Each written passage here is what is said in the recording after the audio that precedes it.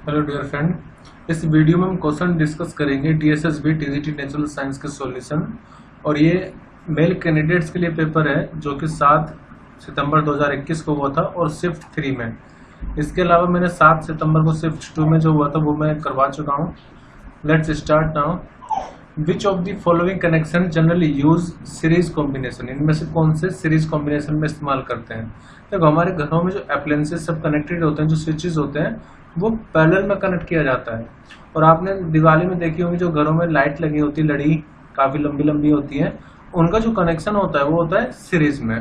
ठीक है, अब पढ़ते हैं। तो पहला यहाँ पे हाउस होल्ड अप्लायंसेस, तो ये मैंने बताया पैरेलल में होता है। जो स्मॉल बल्ब डेकोरेशन होती है दिवाली पर, वो सीरीज में होती है। यहाँ पे ये तो पूछे सीरीज कॉम्बिनेशन कौन सा होगा, तो उसमें सिर्फ 2 वाला आएगा, तो इसलिए ओनली 2 यहाँ पर करेक्ट है। अब रीजन बताता हूँ क्यों घर वाले जो स्विचेस होते हैं उनको पैरेलल मोड में किया जाता है। देखिए, पैरेलल में वोल्टेज इक्वल होती है, तो जितने भी अप्लायंसेस कनेक्ट होंगे, मोस्टली आप देखो 220 वोल्ट पे चलते हैं, तो सबको इक्वल पोटेंशियल मिलेगा। ठीक है, तो सारी डिवाइसेस मोस्टली करंट तो डिफरेंट वो ड्रॉ करती हैं, लेकिन पोटेंशियल लगभग उनका बराबर होता है। उनका रेजिस्टेंस अनइक्वल होता है, सबका अलग अलग अपना अपना रेजिस्टेंस होगा, तो वो करंट भी अलग अलग ड्रॉ करेंगे। जो स्मॉल बल्ब डेकोरेशन, मतलब जो इसकी हम बात करते हैं बल्ब की लड़ी की जिसको बोलते हैं, उनको सीरीज में किया जाता है। अगर उसमें से एक भी बल्ब खराब हो जाए तो पूरी लड़ी खराब हो जाती है, क्योंकि सीरीज में जो करंट पास होता है, मान लो एक बल्ब यहाँ पर है, एक बल्ब यहाँ पर, ये मैं हालांकि रेजिस्टेंस को डिनोट कर रहा हूँ, बल्ब का सिंबल इस तरह से होता है। मान लो ये रेजिस्टेंस है, अगर यहाँ से कनेक्शन ब्रेकआउट हो गया तो करंट आगे नहीं जाएगा, तो बाकी जो बल्ब लगे होंगे वो चलेंगे ही नहीं। तो ये इसका नुकसान भी होता है सीरीज कॉम्बिनेशन का। In which of the following is concave mirror not use? देखो, कॉनकेव मिरर को हम इस तरह से रिप्रेजेंट करते हैं। अब किन में इस्तेमाल नहीं होता है? अच्छा, इसकी प्रॉपर्टी और बता दें। जो कॉनकेव मिरर होते हैं ना, वो इन्फिनिटी से जो रेज आती हैं उनको एक पॉइंट पर फोकस करते हैं। इसी प्रॉपर्टी की वजह से इनको हम इस्तेमाल करते हैं कॉनकेव फर्नेसेस में। ठीक है, तो large mirror to concentrate sunlight to produce heat in solar furnaces, तो ये तो बिल्कुल सही है, क्योंकि लाइट को इकट्ठा कर देता सन से जो आ रही है, इसलिए सोलर फर्नेस में इस्तेमाल करते हैं। टॉर्चेस में भी इनका इस्तेमाल होता है, और जो डेंटिस्ट के मिरर होते हैं उनमें भी कॉनकेव मिरर का इस्तेमाल होता है। क्यों? क्योंकि अगर मान लीजिए आप ऑब्जेक्ट को यहाँ पर पोल और फोकस के बीच में रखते हो, तो जो इमेज बनती है वो बड़ी बनती है। ठीक है, और शीशे के अंदर बनेगी, वर्चुअल रहेगी और इरेक्ट भी रहेगी। तो डॉक्टर इसीलिए इसका इस्तेमाल करते हैं डेंटिस्ट मिरर, क्योंकि जो कॉन्वेक्स मिरर है वो तो हमेशा में छोटी बनाएगा। अब दांतों को बड़ा देखने के लिए, या उनके अंदर दांतों के अंदर क्या क्या डेब्रिस है उसको देखने के लिए डेंटिस्ट कॉनकेव मिरर का इस्तेमाल करता है। जबकि साइड मिरर में हम हमेशा कॉन्वेक्स मिरर का इस्तेमाल करते हैं। कॉन्वेक्स मिरर का इस्तेमाल इसलिए किया जाता है क्योंकि वो लार्ज व्यू देते हैं, दूर तक का हम आसानी से उसको देख पाएंगे, भले ही छोटा दिखे वो, तो साइज तो स्मॉल रहेगा लेकिन एक लार्ज व्यू पीछे तक का हमें दिखेगा, इसलिए कॉन्वेक्स मिरर का इस्तेमाल किया जाता है। Question number 3, which of the following is an example of Newton second law of motion? तो पहले मैं आपको तीनों नियम शॉर्ट में बता देता हूँ। फर्स्ट लॉ जो होता है किसका, न्यूटन का हम बात कर रहे हैं। फर्स्ट लॉ ऑफ मोशन जो कि न्यूटन ने दिया था, वो इनर्शिया की बात करता है। ठीक है, अगर कोई बॉडी रेस्ट में होगी तो वो रेस्ट में ही रहेगी। अगर कोई बॉडी कांस्टेंट स्पीड से चल रही है तो वो कांस्टेंट स्पीड से ही चलती रहेगी जब तक कि उस पर कोई बाहरी फोर्स ना लग जाए, एक्सटर्नल फोर्स उस पर काम ना करे, तब तक उसकी इनिशियल स्टेट रहेगी। फिर सेकंड लॉ ऑफ मोशन कहता है कि जो फोर्स होगी किसी ऑब्जेक्ट पर, एक्सटर्नल फोर्स, वो डायरेक्टली डिपेंड करती है rate of change of linear momentum पर, dp अपॉन dt। फिर इसको हम dp अपॉन dp ऐसे भी लिखते हैं, या फिर F इक्वल टू m में भी आता है अगर मास कांस्टेंट हो तो। फिर थर्ड लॉ ऑफ मोशन है कि अगर मान लीजिए कहीं पर एक्शन हो रहा है, जैसे कोई बुक है टेबल पर रखी हुई है, तो टेबल पर ये फोर्स लगा रही है इसके वेट के इक्वल, तो टेबल भी इस पर अपोजिट डायरेक्शन में रिएक्शन फोर्स लगाएगी जो कि वेट के इक्वल होगी, जिसको नॉर्मल रिएक्शन बोलेंगे। तो इसका मतलब है कि फोर्स ऑफ एक्शन हमेशा मैग्नीट्यूड में इक्वल होगी फोर्स ऑफ रिएक्शन के, और अपोजिट डायरेक्शन में होगी। और फोर्स ऑफ एक्शन और रिएक्शन दोनों डिफरेंट ऑब्जेक्ट पर लगते हैं ये। फॉर एग्जाम्पल जैसे आप किसी वाल पर बॉल को फेंक करके मारो तो बॉल इस वाल पर एक एक्शन करेगी, उसके रिस्पॉन्स में ये जो वॉल होगी ये भी इस बॉल पर रिएक्शन करेगी अपोजिट डायरेक्शन में, जिसकी वजह से बॉल वापस आ जाएगी। तो ये तीनों नियम है। अब यहाँ पर पढ़ते हैं कौन कौन से statement. A person gets hurt when he falls on a cement floor. Second है ड्यूरिंग, इसको मैं एक्सप्लेन करूंगा अभी। सेकंड है during swimming we push the water in the backward direction with our hand and feet to move in forward direction. देखो यहाँ पर आप एक्शन कर रहे हो अपने हाथों से और रिएक्शन कर रहा है पानी आपकी बॉडी पर, वो आगे की तरफ फेंकेगा। तो ये तो थर्ड लॉ का एग्जांपल हो गया, एक्शन रिएक्शन हो रहा है यहाँ पर। मैंने bus stop passenger standing in the bus fall in the forward direction, ये फर्स्ट लॉ का एग्जांपल है। लॉ ऑफ इनर्शिया यहाँ पर एक्ट हो रहा है क्योंकि बस जब चल रही है तो आपकी बॉडी भी मोशन में है। जैसे सडनली बस रुकी तो आपकी बॉडी अभी भी मोशन में रहना चाहेगी, जिसकी वजह से हमें झटका लगता है। तो ये फर्स्ट लॉ का एग्जांपल है। When a person jumps out of boat the boats move in opposite direction. तो अपोजिट डायरेक्शन की जब भी बात हो तो इसका मतलब थर्ड लॉ यहाँ पर काम कर रहा होगा। तो ये थर्ड, फर्स्ट और थर्ड। तो यहाँ पर सेकंड लॉ का एक एग्जांपल पूछा था तो वो होगा first, a person get hurts when he falls on a cemented floor. क्योंकि जब मान लीजिए सडनली वो गिर रहा है तो उसके मोमेंटम में चेंज आएगा, और मोमेंटम में चेंज किसके बराबर होता है? फोर्स के। तो फोर्स उस पर लगेगी तो वो हर्ट हो जाएगा। नेक्स्ट है which of the following is not correct. तो 1 माइक्रो एम्पियर 10⁻⁶ एम्पियर के इक्वल होता है, तो ये स्टेटमेंट बिल्कुल सही है। फिर 1 कूलम्ब बराबर होता है 6 × 10⁻18 इलेक्ट्रॉन्स के, तो ये भी सही, क्योंकि आप देखो Q = N ही है। अगर हम Q की वैल्यू 1 कूलम्ब रखें और E की वैल्यू रखें 1.6 × 10⁻⁻19, तो जो N की वैल्यू आती है वो आती है 6.25 × 10⁻18 के आसपास। तो ये स्टेटमेंट भी सही है, कूलम्ब में इतने इलेक्ट्रॉन होता है। फिर an ammeter needs to be connected in series to determine how many ampere of the current is flowing in the electric circuit। देखो अमीटर एक ऐसी डिवाइस है जिसका इस्तेमाल करंट को मेजर करने के लिए किया जाता है, और एमीटर हमेशा सीरीज में कनेक्ट करते हैं। तो ये भी सही है। हमें नोट करेक्ट वाले स्टेटमेंट हमारा सही आंसर होगा। लेकिन तो current is a vector quantity. देखो करंट एक टेंसर क्वांटिटी में ना आता है, ना तो इसको स्केलर क्वांटिटी कहा जा सकता है और ना वेक्टर क्वांटिटी। तो इसलिए यहाँ पर यही स्टेटमेंट हमारा आंसर होगा। It is not correct. Question number 5 है, तो हमें कुछ फिगर दिए हुए हैं, इसके अकॉर्डिंग हमें पहचानना है। ये तीनों स्टेटमेंट के बारे में बात करेंगे बाद में, पहले मैं आपको कंसेप्ट समझा देता हूँ। देखिए 2 डिफेक्ट होते हैं मेनली आंखों में, लॉन्ग साइटेडनेस और फार साइटेडनेस। मतलब लॉन्ग साइटेडनेस को ही हम फार साइटेडनेस भी कहते हैं, और दूसरा होता है नियर साइटेडनेस, इसको शॉर्ट साइटेडनेस भी बोला जाता है या फिर इसको मायोपिया भी कहा जाता है। और लॉन्ग साइटेडनेस को हम हाइपरमेट्रोपिया भी बोलते हैं, हाइपरमेट्रोपिया। अब इनको करेक्ट कैसे करेंगे और रीजन क्या होता है ये होने का। देखो ये है हमारा normal diagram for the normal point of myopic eye. हम मेनली नियरली हम 25 सेंटीमीटर हमारा नियर पॉइंट होता है और फार पॉइंट होता है इन्फिनिटी। अब होगा क्या कि अगर कोई पर्सन को मायोपिया है या नियर साइडनेस है या फिर शॉर्ट साइडनेस है, तो जो इन्फिनिटी से किरणें आ रही है वो पहले ही आकर के फोकस हो जाएंगी। ठीक है, फिर इसको ठीक करने के लिए ताकि ये रेटिना पर ही फोकस हो, उसके लिए हम एक कॉनकेव मिरर का इस्तेमाल, कॉनकेव लेंस का इस्तेमाल करते हैं।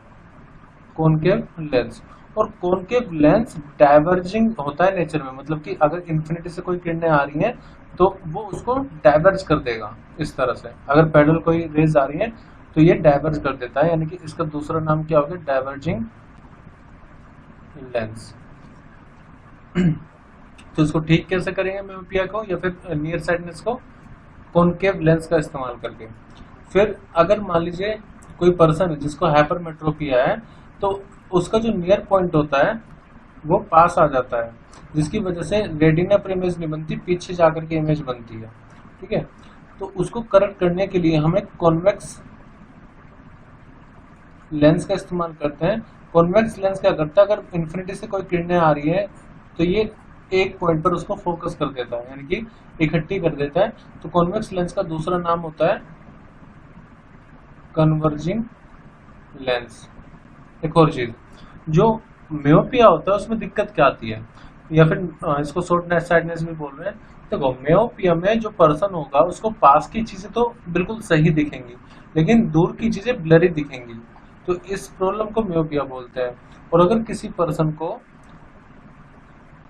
दूर का सही दिख रहा है लेकिन पास का सही नहीं दिख रहा है तो फिर उसको हाइपरमेट्रोपिया या फिर लॉन्ग साइटेडनेस होती है। अब यहाँ पर बात कर लेते हैं।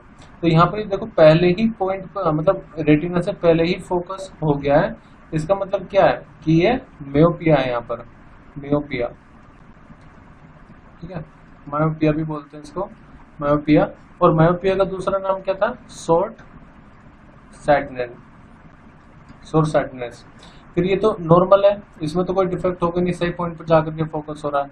और ये रेटिना के आगे जाकर के फोकस हो रहा है, इसका मतलब ये है कि यहाँ पर हाइपरमेट्रोपिया होगा। और इसका दूसरा नाम क्या था? Long sightedness. अब मियोपिया जो पर्सन है, शॉर्ट साइटेडनेस, उसको कैसे ठीक करेंगे? कॉनकेव लेंस से। कॉनकेव लेंस का दूसरा नाम क्या था? डाइवर्जिंग लेंस, अभी मैंने बताया था। और जो हाइपरमेट्रोपिया होगा या फिर लॉन्ग साइटनेस, उसको कैसे ठीक करेंगे? कॉन्वेक्स लेंस का इस्तेमाल करके। और इसी का दूसरा नाम क्या है? Converging lens. अब चलते हैं अपने स्टेटमेंट पर।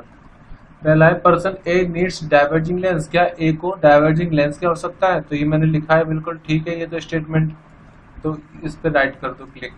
फिर person C suffers from short sightedness. Person C को शॉर्ट साइटनेस है, पर्सन सी को लॉन्ग साइटनेस है, शॉर्ट साइटनेस नहीं है, तो इसको कर दो क्रॉस।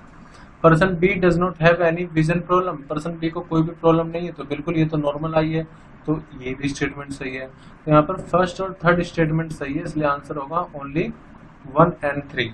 बाकी 2 स्टेटमेंट यहाँ पर रॉन्ग है। मैंने आपको डिटेल में बता दिया है क्यों ऐसा हुआ है।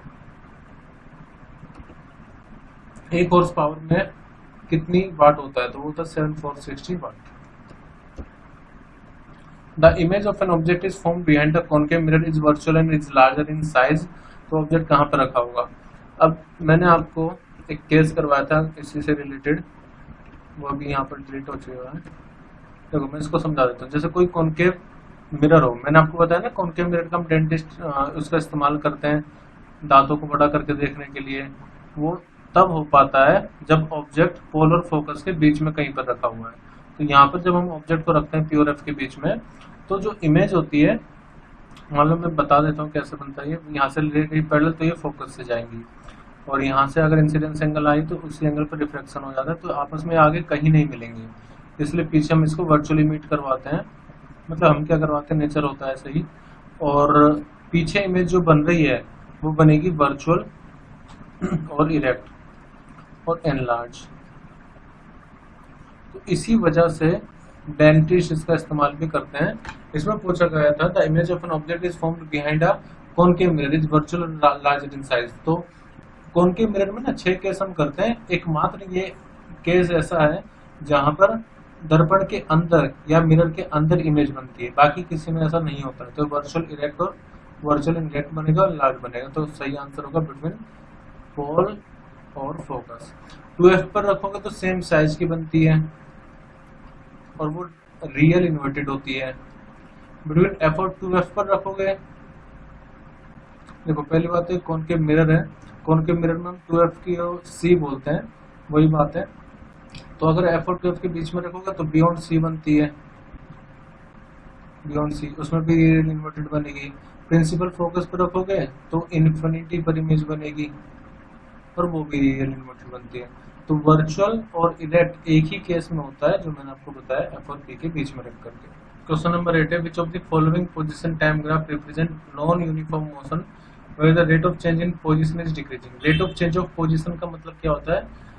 dx अपॉन dt कह सकते हैं, x मतलब पोजीशन लेते हैं, तो वो होता है स्पीड या वेलोसिटी, ठीक है, डिपेंड करता है हम यहाँ पर डिस्प्लेसमेंट ले रहे हैं या फिर डिस्टेंस।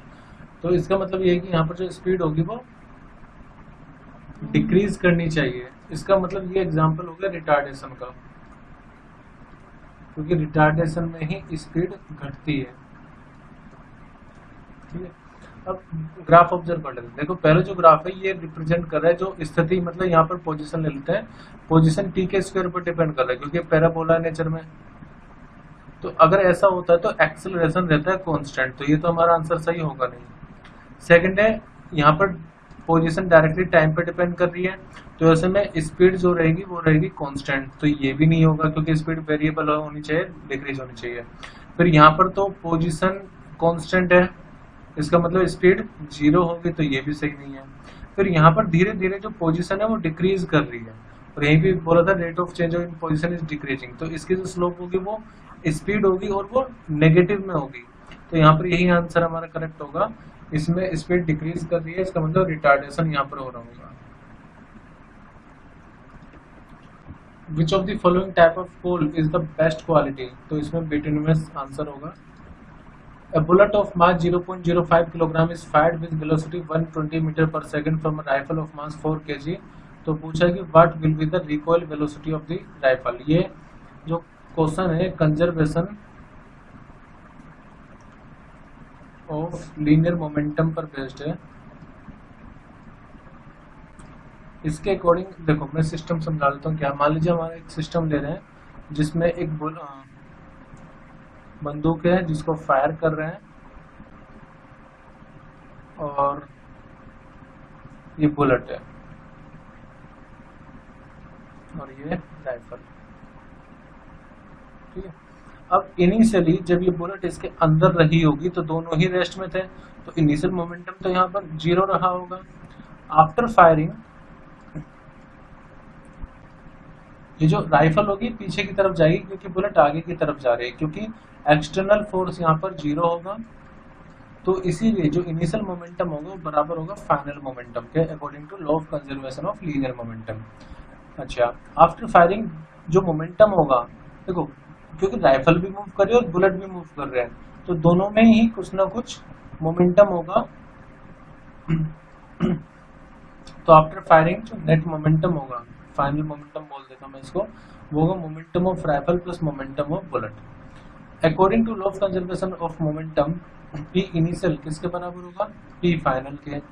तो इसका मतलब पी इनिशियल अगर 0 है तो पी फाइनल भी तो 0 होगा, और पी फाइनल किसके बराबर है, momentum of rifle plus momentum of bullet. तो momentum of rifle plus momentum of bullet मिलकर के 0 हो रहा है। तो कोई मैं कंसेप्ट समझा रहा हूँ, डायरेक्टली इससे शॉर्ट तरीका मैं बता दूंगा बाद में। इसका मतलब राइफल का जो मोमेंटम होगा बराबर होगा मोमेंटम ऑफ बुलेट के विद नेगेटिव साइन, ठीक है। अब इसी कंसेप्ट को यूज कर लेते हैं। मोमेंटम का फॉर्मूला होता है मास इंटू में वेलोसिटी, तो इसका मतलब ये होगा कि मास ऑफ राइफल इंटू में वेलोसिटी ऑफ राइफल बराबर होगा मास ऑफ बुलेट इंटू में velocity of bullet with negative sign है। निकालना क्या है, what will be the recoil velocity निकालनी है। तो ये हमारी जो वी आर है यही तो राइफल की स्पीड है वी आर, तो ये हमें फाइंड करना है, जो इक्वल हो जाएगा M B into B B upon में मास ऑफ राइफल। अब वैल्यू पुट कर लेते हैं। मास ऑफ बुलेट कितना है 0.05, वेलोसिटी ऑफ बुलेट कितनी 120, सब चीजें ऐसा यूनिट में रखेंगे, और ये है 4 kg। तो जब हम इसको सोल्व करेंगे ये आएगा 1.5 और नेगेटिव साइन आएगा क्योंकि अपोजिट डायरेक्शन में राइफल मूव करेगी। तो डायरेक्टली आप इसको फाइंड करने के लिए ये फॉर्मूला लगा सकते थे, ये मैंने कंसेप्ट बताया कि फॉर्मूला आता कैसे है। तो correct answer will be option 1। Negative sign भी यहाँ पर दे सकते थे ऑप्शन में वो चाहते तो। क्वेश्चन नंबर 11 है which of the following forms energy depends on mass and velocity. आपने काइनेटिक एनर्जी का फॉर्मूला पढ़ा होगा हाफ एम वी स्क्वायर। और अगर मैं पोटेंशियल एनर्जी, यहाँ पर ये तो नहीं बोला कौन सी पोटेंशियल एनर्जी है, मैं लिख देता हूँ। अगर हम ग्रेविटेशनल पोटेंशियल एनर्जी की बात करें तो mgh फॉर्मूला होता है। स्प्रिंग की पोटेंशियल एनर्जी जो होता है उसका फॉर्मूला होता है हाफ के एक्स स्क्वायर। तो फिलहाल तो ये पूछा है कि कौन सी एनर्जी मास और वेलोसिटी पर डिपेंड करती है, तो वो होगी सिर्फ kinetic energy. Which of the following is an insulator. देखो एल्यूमिनियम, सिल्वर और कॉपर ये सब क्या है, मेटल है, तो बैकलाइट इसका आंसर होगा। A rear view of an automobile had radius of curvature 4 metre दिया हुआ है, इसको डिटेल में करेंगे। रेडियस ऑफ कर्वेचर 4 मीटर है। देखो कौन सा रियर व्यू मिरर है, इसका मतलब वो कॉन्वेक्स होगा, ठीक है। कॉन्वेक्स मिरर इस्तेमाल किया जाता है रियर व्यू में। कॉन्वेक्स मिरर को हम इस तरह से बनाते हैं। कॉन्वेक्स मिरर का जो फोकस होता है वो शीशे के अंदर होता है। अच्छा, जो रेडियस होता है, रेडियस ऑफ कर्वेचर और फोकल लेंथ, तो उसमें रिलेशन ये होता है कि फोकल लेंथ हाफ होती है रेडियस ऑफ कर्वेचर के। तो यहाँ पर फोकल लेंथ कितनी आ जाएगी 2 मीटर मतलब 4/2। और कॉन्वेक्स मिरर हो या लेंस हो, उनकी फोकल लेंथ हमेशा पॉजिटिव लेते हैं। If a bus is located at 6 metre from this mirror, तो यहाँ से ऑब्जेक्ट जो है वो 6 मीटर की दूरी पर है। तो यू की वैल्यू में बता रखा है 6 मीटर है और हमेशा इसको नेगेटिव में लिया जाता है। Then which of the following is not correct, इनमें से कौन सा करेक्ट नहीं है। The image will be formed at a distance of, मतलब v की वैल्यू पूछ ली है और यहाँ पर पूछ लिया साइज ऑफ इमेज, वो भी देखेंगे हम क्या होगा, और बाकी तो नेचर है। अब मैं कंसेप्ट समझा देता हूँ। कंसेप्ट ये है कि जब भी कॉन्वेक्स मिरर के आगे ऑब्जेक्ट रखा होगा तो उसकी इमेज पी और एफ के बीच में कहीं बनेगी। मान लेते हैं यहाँ पर बन रही है, और जो इमेज बनेगी वो छोटी बनेगी, मतलब ऑब्जेक्ट से छोटी ही इमेज बनती है हमेशा कॉन्वेक्स मिरर में। लेट यहाँ पर इमेज बनेगी, और जो इमेज बनेगी वो सीधी बनेगी और वर्चुअल होगी क्योंकि शीशे के अंदर बन रही है। तो नेचर कैसा होगा, वर्चुअल एंड इरेक्ट। ठीक है, ऑप्शन हम बाद में पढ़ेंगे क्या क्या है, पहले मैं आपको सारी चीजें बता देता हूँ। वर्चुअल और इरेक्ट इमेज बनेगी। और अब v की वैल्यू फाइंड कर लेते हैं कितनी दूरी पर बनेगी। तो हमारे पास मिरर के लिए फॉर्मूला होता है 1/f = 1/v प्लस में 1/u। अब फोकल लेंथ हमारे पास है 2, v की वैल्यू यहाँ से हम निकालेंगे जो कि पॉजिटिव आनी चाहिए। u की वैल्यू -6 है, -6 को इधर ले आते तो 1/6 प्लस 1/2 इक्वल टू कितना हो जाएगा 1/v। तो एलसीएम कितना आएगा, ये 6 और देगा 6, फिर यहाँ पर 1 और यहाँ पर 3, 2 के टेबल में 6 आएगा 3 टाइम्स, तो हो जाएगा 4/6। तो हमें तो b निकालना है, so b will be equal to 6/4, जिसको आप 3/2 भी लिख सकते हैं, या फिर इसको हम 1.5 मीटर भी लिख सकते हैं। इसका मतलब जो इमेज बनेगी वो शीशे के 1.5 मीटर अंदर बनेगी। तो यहाँ प्लस का साइन आ रहा है, माइनस का साइन नहीं है, इसी से हमें पता चल रहा है कि जो इमेज बनेगी वो इनसाइड द मिरर बनेगी, बिहाइंड द मिरर भी कह सकते हैं। और जब भी इनसाइड द मिरर या बिहाइंड द मिरर इमेज बनती है तो वो कैसा होता है नेचर उसका, वर्चुअल और इरेक्ट। अब बात करते हैं मैग्निफिकेशन की, क्योंकि यहाँ पर साइज के बारे में बात हो रही है ना, तो देखो मैग्निफिकेशन का फॉर्मूला होता है -v/u। मैग्निफिकेशन मतलब हमें ये बताता है कि इमेज कितनी छोटी है बड़ी बनेगी। v की वैल्यू कितनी है, मैं इसको 6/4 लिख लेता हूँ, 1.5 भी लिख सकते हैं, कोई दिक्कत नहीं है। और u की वैल्यू कितनी है, u की वैल्यू -6, तो -6 से -6 कैंसिल होगा, जो इमेज मैग्निफिकेशन होगा वो कितना हो जाएगा 1/4, माइनस भी कैंसिल आउट हो जाएगा, 1/4 का मतलब होगा 0.25। मैग्निफिकेशन प्लस का आने का मतलब भी यही है कि जो हाइट ऑफ इमेज है वो पॉजिटिव रहेगी, मतलब सीधी इमेज बनेगी।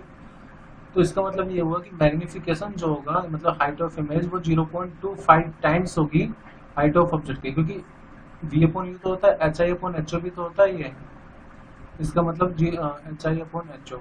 तो हम ये कह सकते हैं जो हाइट ऑफ इमेज है वो 0.25 गुना होगी हाइट ऑफ ऑब्जेक्ट के।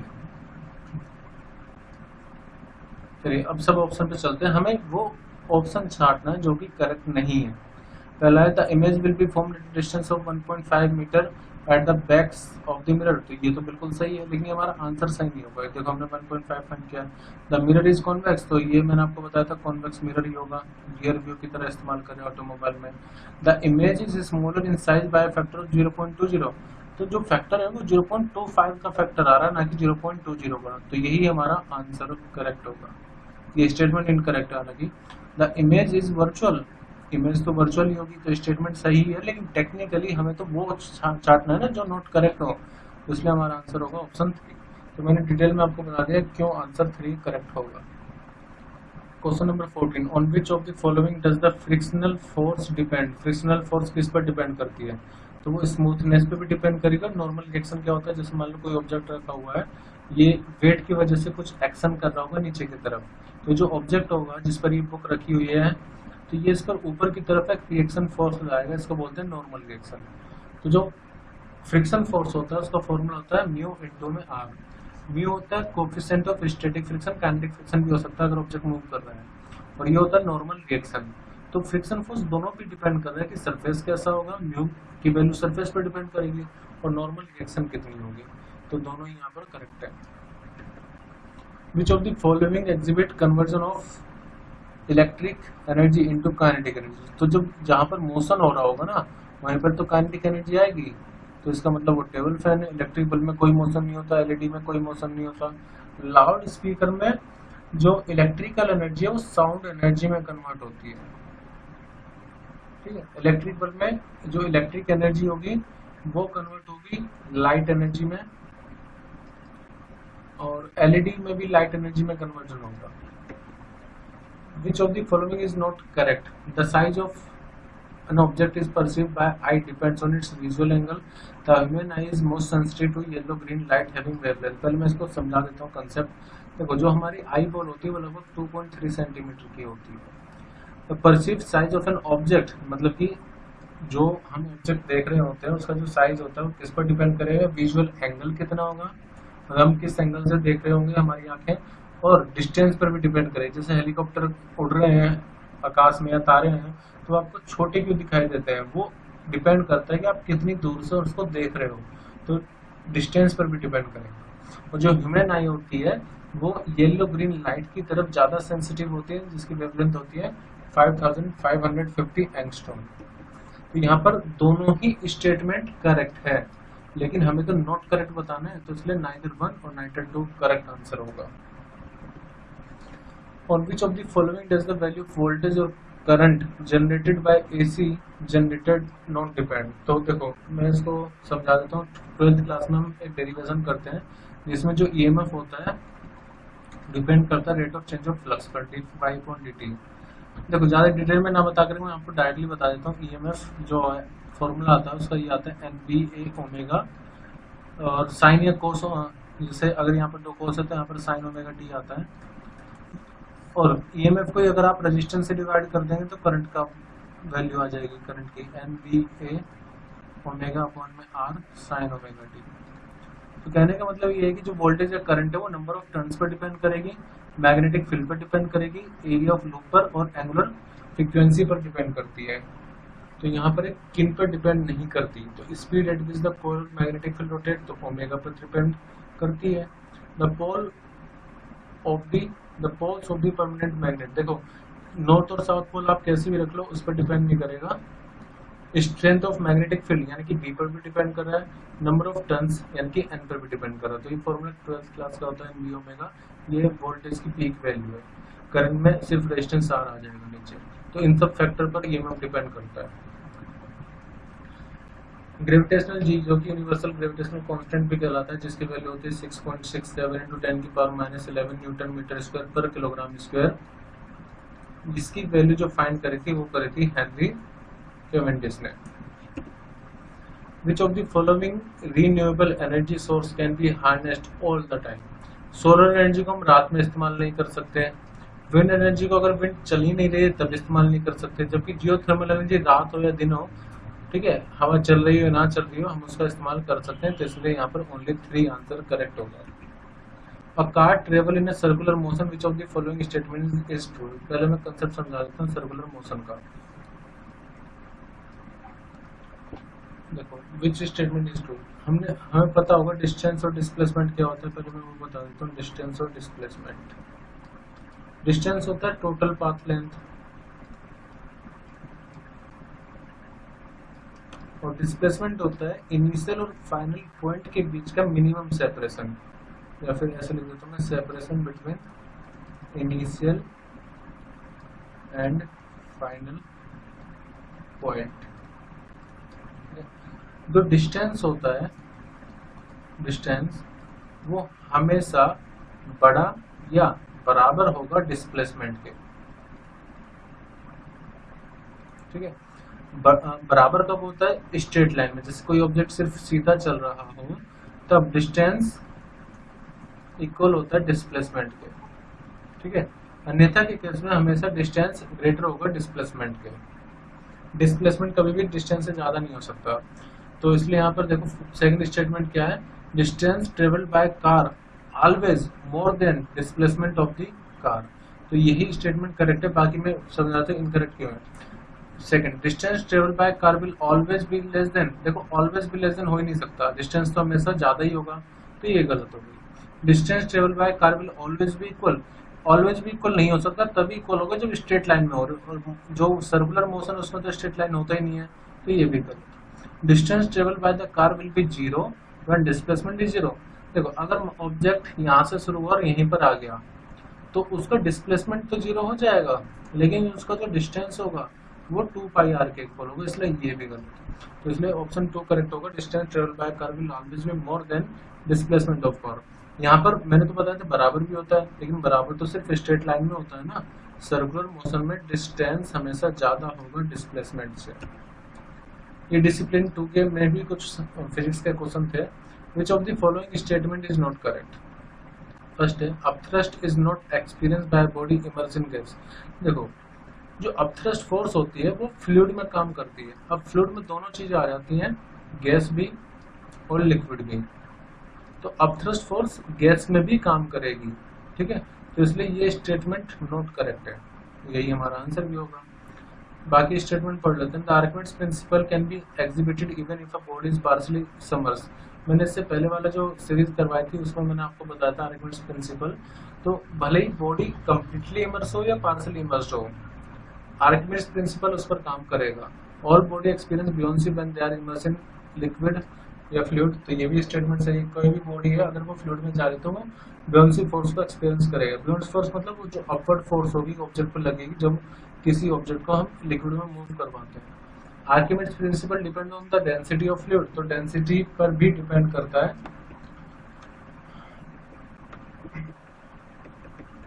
What is the relation between atmosphere and pascal?